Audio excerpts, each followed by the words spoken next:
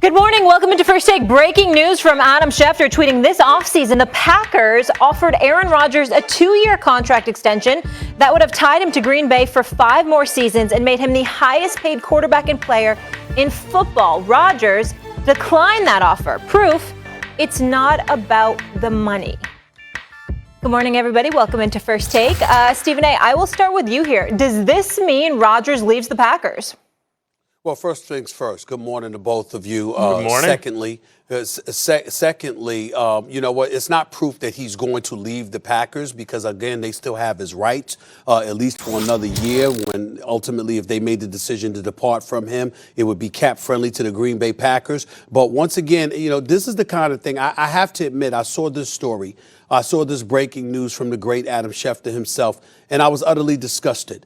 And it was not just at the Green Bay Packers, Molly and Max. It's at all of these NFL aficionados, people that we have working here at this network, people that we have that we see working on the NFL and beyond at other networks and what have you. All the people that have been connected with the National Football League, who's played in the National Football League, who walks around acting like they don't understand a damn thing that I'm saying.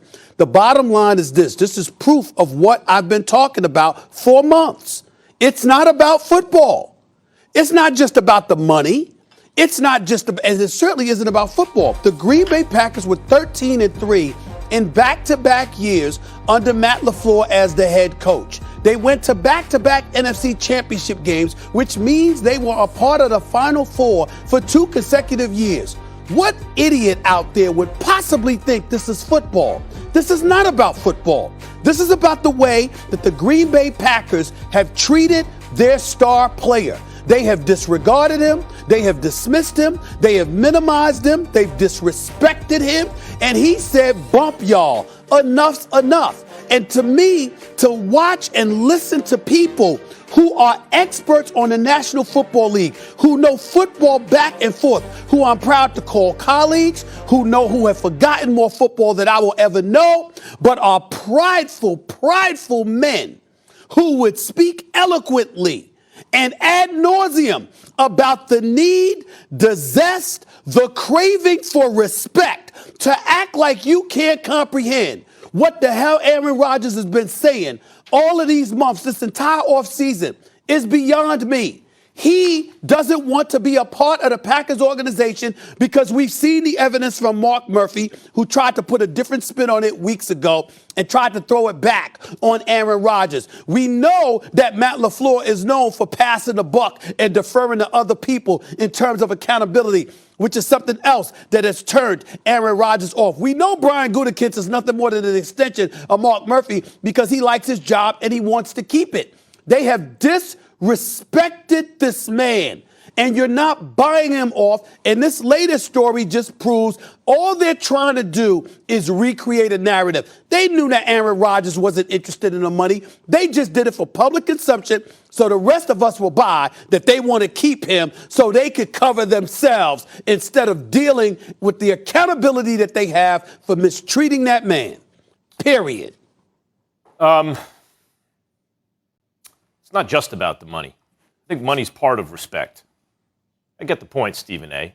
It's a larger respect issue. But to me, it's larger than that even. It's not just about the front office respecting Aaron Rodgers. At this point, this is what it's about. And Murphy and Gutekunst have to get through this through their head. And in fact, I'd love for them just to repeat after me. Aaron Rodgers is my boss. That's what they have to say. They have to say it publicly, not just to Aaron Rodgers. Hold a press conference and say together in unison, Aaron Rodgers is our boss, because that's what he is. Let me explain how I mean this. Rodgers' mind will decide his future, and only Rodgers' mind. The contract he has with the Packers is worth nothing. There's not a single thing they can do to make him play football. And he has a lot of options in his career. He could sit out 1 year. Why would they never do that? Because they could get at least 3 first-round draft picks and other stuff for Rodgers. So if your choices, and you know he has lots of options, and your choices are a bounty like you can't believe to rebuild your franchise, and it's already very good except at quarterback if he leaves, or nothing, who in their right mind would take nothing? Now, I know it rankles NFL people for someone to kind of like step out of line. because it's a military game with military roots, West Point, and it's a war game, right? You're taking territory and all this stuff. And so people they don't like insubordination. They like everyone to know their place, and the players stay here, and the general managers here, and so on. But things have changed. The quarterback is so important now that Tom Brady's the boss. Aaron Rodgers is the boss. And it doesn't come to this in Kansas City because it doesn't have to. Patrick Mahomes is the boss. But certainly Rodgers is. And this reminds me, I have one more point to make. Sure. This reminds me of Dan Gilbert with LeBron. Mm-hmm. Dan Gilbert was under the impression he was calling the shots. Remember how his little temper tantrum letter he wrote after LeBron left, as though Cleveland had done a single thing for LeBron? Every owner would have done the same thing if they had LeBron James. Then he got it through his head eventually. Okay, I got it. LeBron's the boss. It was too little too late. They should not make that mistake here. Rodgers is probably gone, but they should at least try to change his mind. He is the deciding one, and they have to try to get him to change his mind about them. Here's number 2. Stephen A., could you imagine this? I know, everyone's thinking Denver if it's the AFC. If it's the NFC, the Saints still haven't named a starting quarterback, right? If it's the NFC and it's the Saints, could you imagine? I brought up if he goes to if he goes to Denver, him and Mahomes and Herbert in the same division. Could you imagine him and Brady in the same division? Rodgers in a dome with those weapons and that team? Oh, my God. I like that thought experiment.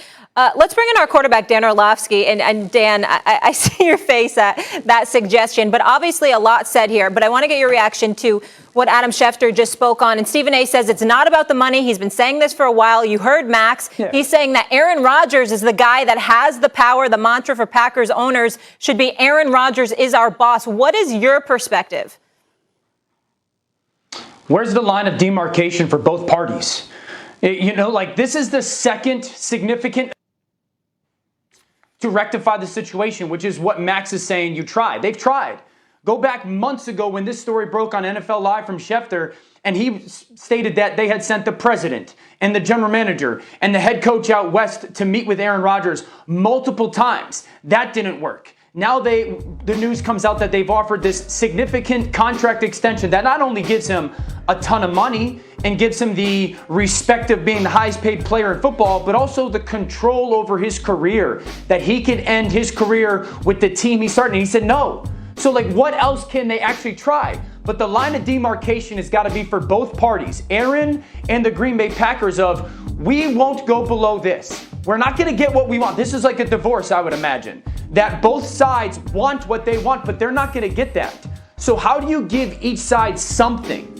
Each side is going to have to get something out of this. Aaron's not going to get exactly what Aaron wants. The Packers aren't going to get exactly what the Packers want. But who's going to be the party or the person to get them something? Because the fans, and I think Greeny said this morning, they're like the kids, sitting there going, wait, what? We want both. You guys got to figure this out, all that stuff. And they're not going to be happy at the end of the day, no matter what the result is. And the thing that I keep getting back to is this. If Aaron Rodgers plays this year, it's his last year as a Green Bay Packer. If Aaron Rodgers doesn't play this year, he's done. So why are the Packers waiting? Last April to draft Jordan Love. You were planning on this. If Aaron Rodgers didn't win MVP, you would have traded him. If he was just okay last year, you would have traded him. So why the hesitation now? You made your bed. And at the end of the day, they're going to have to figure out what's the line for each party to get some.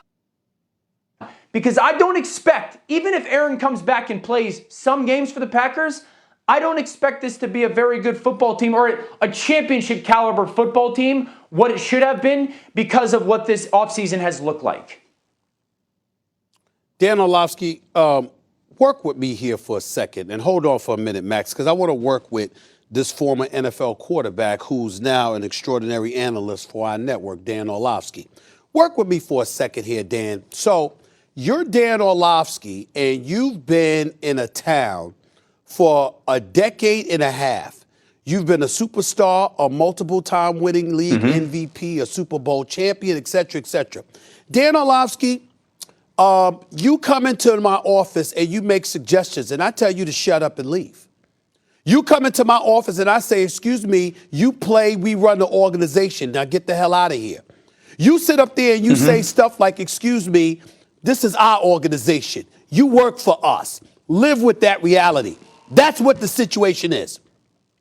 I'm not quoting anybody exactly, but you've been around the league long enough and got enough context to know that I know what the hell I'm talking about, and I'm basically highlighting what Aaron Rodgers has endured. These are facts.